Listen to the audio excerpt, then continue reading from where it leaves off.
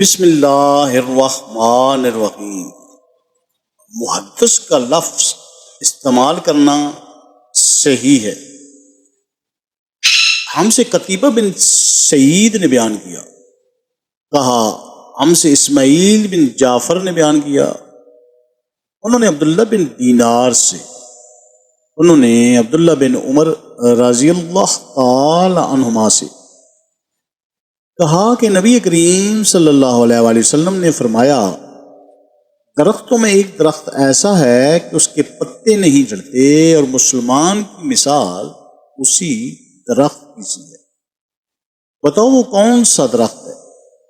یہ سن کر لوگوں کا خیال جنگل کے درختوں کی طرف دوڑا۔ عبداللہ رضی اللہ تعالی عنہما نے کہا، میرے دل میں آیا کہ وہ کھجور کا درخت ہے، مگر میں اپنی کمسنی کی شرم سے نہ بولا۔